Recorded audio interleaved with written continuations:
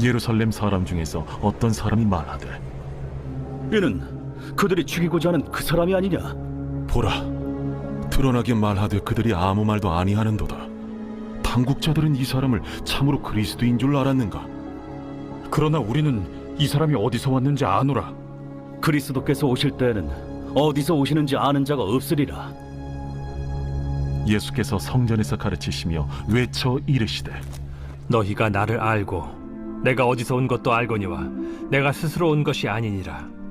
나를 보내신 이는 참되시니 너희는 그를 알지 못하나 나는 아노니 이는 내가 그에게서 났고 그가 나를 보내셨음이라. 그들이 예수를 잡고자 하나 손을 대는 자가 없으니 이는 그의 때가 아직 이르지 아니하였음이로라. 무리 중에 많은 사람이 예수를 믿고 말하되, 그리스도께서 오실지라도 그 행하실 표적이 이 사람이 행한 것보다 더 많으리야. 예수에 대하여 무리가 수군거리는 것이 바리새인들에게 들린지라. 대제사장들과 바리새인들이 그를 잡으려고 아랫사람들을 보내니 예수께서 이르시되, 내가 너희와 함께 조금 더 있다가 나를 보내신 이에게로 돌아가겠노라. 너희가 나를 찾아도 만나지 못할 터이요 나 있는 곳에 오지도 못하리라. 이에 유대인들이 서로 묻되, 이 사람이 어디로 가기에 우리가 그를 만나지 못하리요? 헬라인 중에 흩어져 사는 자들에게로 가서 헬라인을 가르칠 터인가? 나를 찾아도 만나지 못할 터이요 나 있는 곳에 오지도 못하리라 한 이 말이 무슨 말이냐? 명제 오늘 본문 말씀에서는 예수님께서 예루살렘에서 말씀을 가르치셨습니다. 예수님의 말씀을 들은 사람들의 반응이 나오고 있습니다. 예수님을 믿지 않는 자들이 있었습니다. 예수님을 믿는 자들이 있었습니다. 예수님을 믿지 않는 자들의 반응이 27절에 나오고 있습니다. 그러나 우리는 이 사람이 어디서 왔는지 아노라. 그리스도께서 오실 때에는 어디서 오시는지 아는 자가 없으리라 하는지라. 예수님을 믿지 않는 자들, 왜 그들이 예수님을 믿지 않았을까요? 잘못된 성경 지식을 가지고 있었기 때문입니다. 그들은 메시아가 오면은 그 메시아는 어디서 오는지 모르는 이런 사람이다라고 성경을 잘못 알고 있었습니다. 왜 이런 잘못된 성경 지식을 알고 있었을까요? 말라기 3장 1절 말씀을 오해하였기 때문입니다. 말라기 3장 1절 말씀에 보면요. 만군의 여호와가 이르노라. 보라, 내가 내 사자를 보내리니 그가 내 앞에서 길을 준비할 것이요 또 너희가 구하는 바 주가 갑자기 그의 성전에 임하시리니 곧 너희가 사모하는 바 언약의 사자가 임하실 것이라. 앞으로 오실 메시아에 대해서 예언된 말씀이죠. 근데 그 메시아가 갑자기 그의 성전에 임한다라고 되어 있습니다. 주가 갑자기 그의 성전에 임하시리니 이 말씀을 오해한 것이죠. 근데 갑자기 메시아가 오니까 이 메시아는 어디서부터 오는지 모르는 이러한 메시아다라고 오해를 한 것입니다. 그 메시아가 갑자기 온다는 것이지 그 메시아가 어디서부터 오는지 모른다라고 말하지는 않았습니다. 성경에 보면 하나님께서는 메시아가 어디서부터 오는지 분명히 밝혀주고 있잖아요. 미가서 5장 2절에 보면 우리 예수님이 베들레헴에서 탄생하신다라고 예언되어 있습니다. 또 다윗의 후손으로 오신다라고 예언되어 있습니다. 다윗의 후손으로 오고 베들레헴에서 탄생한다. 분명히 알려주셨습니다. 동방 박사들이 헤로드 왕에게 가서 유대인의 왕으로 나시니까 어디 있느냐라고 물어보았습니다. 헤로드 왕은 대제사장과 서기관들을 불러서 유대인의 왕이 어디서 탄생하느냐라고 물어봤잖아요. 그때 대제사장과 서기관들은 미가서 5장 2절 말씀을 근거로 베들레헴에서 탄생합니다 라고 알려주었습니다. 성경에서는요, 메시아가 어디로부터 오는지 분명히 밝혀주시고 있습니다. 이러한 것을 잘못 알았던 것이죠. 잘못 알은 성경의 지식이 예수님이 왔음에도 불구하고 예수님을 영접하지 못하게 하는 이런 일이 생기게 된 것입니다. 잘못된 성경 지식이 믿음을 가지지 못하게 만든 것이죠. 우리는 이러한 일을 주의해야겠습니다. 잘못된 지식, 잘못된 성경 지식, 이러한 것으로 인해서 우리의 믿음에 영향을 받지 않도록 해야겠습니다. 세상 사람들이 예수님을 믿지 않는 이유 중에 하나가요, 잘못된 지식이죠. 세상 지식으로는요, 세상이 갑자기 우연히 생겼다라고 말합니다. 그리고 모든 것이 생물들이 진화가 되어서 생물이 되었다. 원숭이가 변화해서 사람이 되었다라고 잘못된 지식을 가지고 있습니다.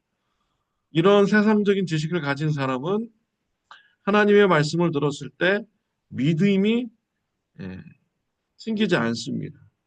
잘못된 과학적 지식을 가졌기 때문이죠. 세상 지식이 하나님 말씀보다 더 완벽하다라고 이렇게 믿는 자들인 것이죠. 잘못된 지식이 믿음을 가지는데 방해를 줍니다.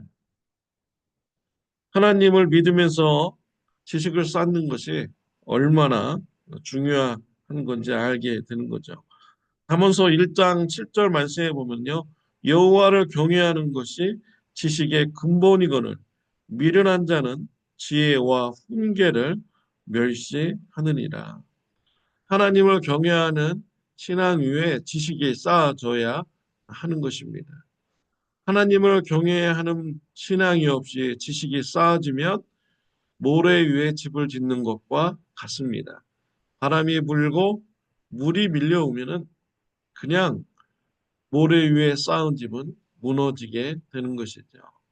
잘못된 지식 위에 삶이 세워져 나간다면 한순간에 인생이 망쳐버릴 수가 있는 것입니다. 우리 교회에서도 이런 경우가 있습니다. 잘못된 전통으로 인해서 잘못된 신앙으로 간 경우가 있죠. 카톨릭에서는 헌금을 내면 죽은 자도 천국에 간다 라는 이런 잘못된 전통을 세웠습니다. 이래서 종교개혁자들이 잘못된 것이다, 성경 말씀으로 돌아가야 된다 라고 했지만 천주교는 회개하지 않았습니다. 오히려 개신교 이렇게 개혁을 주장하는 사람들에게 심판을 하였죠. 그래서 카톨릭과 기독교가 갈라지게 되는 이런 일이 생기게 되었습니다. 또 종교개혁자들도 또 일부 잘못했습니다. 그들은 침례를 받는 이런 성도님들을 볼 때 이해가 되지 않는 것이에요. 그래서 너희들이 그렇게 물로 들어갔다 나오는 이런 침례를 좋아하냐?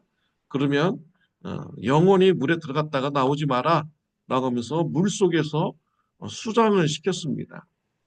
그래서 많은 침례 교인들이 이런 잘못된 성경 지식 때문에 피해를 보고 순교하게 되었습니다. 이런 잘못된 성경 지식이 올바른 믿음으로 성장하는 것을 방해하고 또 많은 피해를 또 입히게 되는 것이죠. 미국 감리교회에서는요, 성령의 역사가 일어나는 것을 이해하지 못했습니다. 그래서 성령의 역사로 방언하고 뭐 이렇게 하는데 이해하지 못해가지고 그들을 쫓아내었죠. 그분들이 바로 순복음 교회이죠. 처음에는 이해받지를 못하니까 이단이라고 막 이렇게 오해를 하였죠. 나중에는 이제 다 인정하게 되었습니다. 그래서 순복음 교회도 우리 크리스찬이다라고 인정하게 되었죠. 이런 잘못된 성경 지식이 많은 사람들을 피해를 주고요. 또 올바른 믿음으로 가는데 방해를 가졌습니다. 내가 이해가 되지 않는다라고 해서 다른 사람을 정죄하고 피해를 주는 이런 일은 없어야겠습니다. 내가 겸손한 자세를 가져야겠죠. 모르면 겸손해야 됩니다. 나도 틀릴 수 있다라고 이렇게 생각을 해야 되는 것이죠.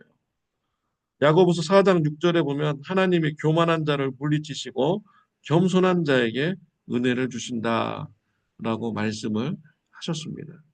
하나님은 교만한 자를 싫어하십니다. 겸손한 자에게 은혜를 주십니다. 겸손한 자가 올바로 신앙생활을 해나갈 수가 있습니다.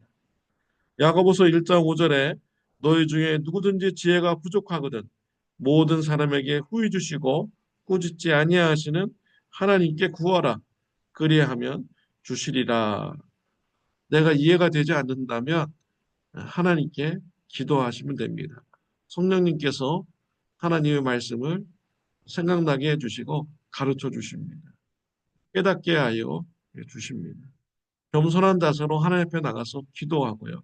나도 틀릴 수 있다. 라는 이런 겸손한 자세로 우리가 신앙생활을 해야 되는 것입니다.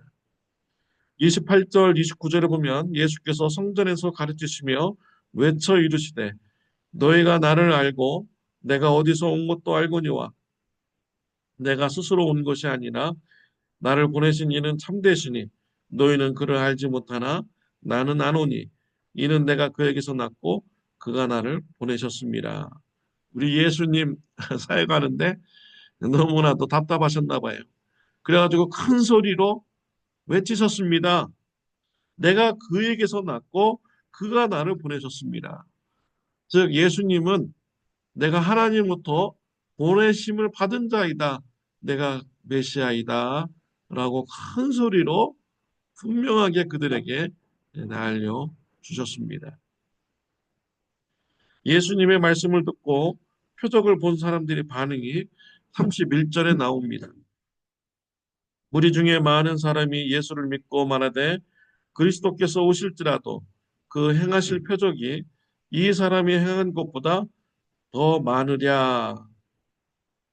예수님의 표적을 행하시는 것을 보았습니다. 말씀 전하는 것을 들었습니다. 그러면서 믿음을 가진 자들이 있게 되었습니다. 그런데 그들은 용감하지 않았습니다. 13절 말씀에 보면요. 그러나 유대인들을 두려워함으로 드러나게 그에 대하여 말하는 자가 없더라. 유대인들을 두려워해서 드러나게 나는 예수님 믿겠습니다. 나는 예수님의 제자가 되겠습니다. 라고 예수님의 증인이 되는 이러한 사람들이 없었다라는 것이죠. 바리새인들, 사두개인들, 대제사장 이러한 권력자들을 두려워하였던 것이죠. 그래서 온전히 믿음을 드러내지 못하는 이러한 사람들이었다라는 것이죠. 우리 인간의 힘이 얼마나 연약한 존재인가를 알게 합니다. 인간의 힘으로 믿어보려고 하는 자들이 한계인 것이죠. 우리의 힘으로 신앙생활을 할 수 없습니다. 우리가 하나님 앞에 기도해야 됩니다. 하나님의 은혜가 있어야 되고요. 성령 충만함을 받아야 됩니다. 성령 충만함을 받을 때 담대함이 생깁니다. 용기가 생깁니다. 예수님 믿는 것을 사람들 앞에 고백하게 되고요. 또 예수님의 증인이 될 수 있는 이런 사람들이 될 수가 있는 것이죠. 성령 충만함을 받아서 담대하게 신앙생활하는 저와 여러분들이 되시기를 바랍니다. 우리 예수님을 보십시오. 우리 예수님은 성령이 충만하신 분입니다. 예수님은 주위를 돌아보아도 믿음이 현찮은 사람들만 있습니다. 또 불신자들은 예수님을 죽이려고 그렇게 하고 있습니다. 그럼에도 우리 예수님은 낙심하지 않았습니다. 실망하지 않았습니다. 우리 예수님은 담대하게 하나님의 말씀을 가르치고 전하고 있습니다. 그리고 예수님께서 그리스도이심을 또 큰 소리로 증거하고 있습니다. 우리 예수님의 모습이 얼마나 용기 있고 담대한 이런 모습입니까? 성령 충만함을 우리가 받아야 됩니다. 성령 충만함을 받을 때 예수님의 신앙의 모습을 우리가 닮아갈 수가 있습니다. 성령 충만함으로 용기 있게 예수님의 제자임을 밝히고 예수님의 증인의 삶을 살아가는 저와 여러분들이 되시기를 바랍니다. 기도드리겠습니다. 하나님, 감사합니다. 예수님 믿게 해주셔서 감사합니다. 성령님께서 역사해 주셔서 예수님 믿는 제자가 되게 해주시니 감사합니다. 성령 충만함을 허락하여 주옵소서. 예수님과 같이 담대하고 낙심하지 않고 담대하게 예수님의 사역을 가는 그 길을 우리가 닮아가게 하여 주옵소서. 성령 충만함으로 용기 있게 예수님의 증인이 되는 제자들 되게 하여 주옵소서. 예수님의 이름으로 기도드렸습니다. 아멘. 좋은 하루 되시기를 바랍니다.